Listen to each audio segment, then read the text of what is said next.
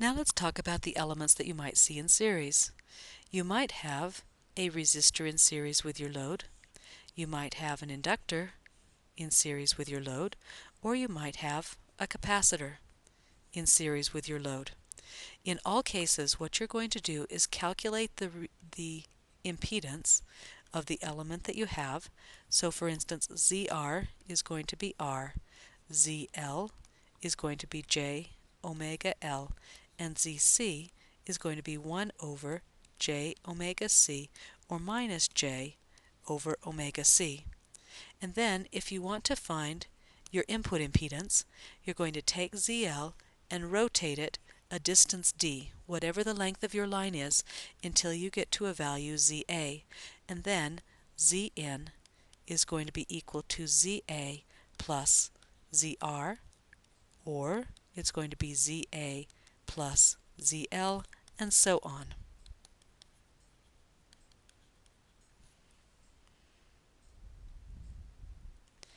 Now let's see what happens when we add parallel lumped elements. Let's suppose that I have a transmission line and I have an inductor here in parallel instead of in series, ZL. Let's suppose that I have the same load I did before, 50 plus J50 on an impedance of 50 ohms. Draw my straight line right out here to the outside. That's my ZL.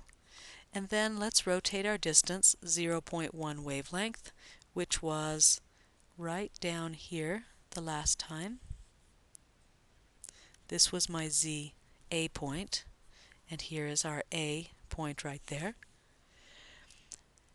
Now that's all fine, but at this point I have an impedance, and right here the easiest thing to do is to have an admittance. I would like to have an admittance at ZA, add it to the admittance at ZL, because admittances in parallel add. Well, I know how to get an admittance for ZA. I simply translate it through the center of the Smith chart, like this. Take my magnitude right here, copy it right there. Oops, more like that. This is YA. So from ZA, I can get YA. I can then read the real and the imaginary parts. So I have YA is equal to a real part of about 0.45, an imaginary part, follow this line, do not follow the line you drew, don't follow this one.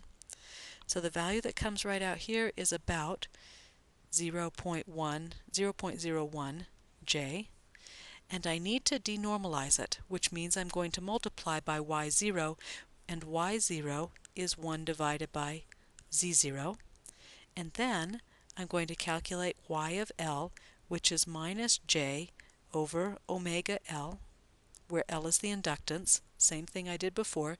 That value is going to be given in mhos. This value, because I'm multiplying it by Y0, is going to be given in mhos, and my Y input is going to be YA plus YL, and that value is going to be given in mhos.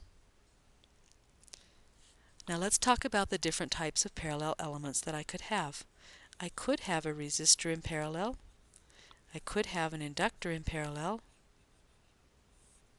Or I could have a capacitor in parallel. So here's R, here's L, and here's C. In all cases, I'm going to calculate the admittance. So Y of R is 1 over R. Y of L is minus J over omega L, and Y of C is J omega C. I'm going to do the same thing I did before, which is plot my ZL and rotate the length of the line until I get to point A. And then I am going to convert ZA to YA, make sure that I denormalize. Don't forget that denormalization step, so that I'm now in mhos, and I can say that the input right here is equal to YR in mhos plus YA in mhos. Similarly, Yn is going to be YL plus YA, and Yn is going to be YC plus YA.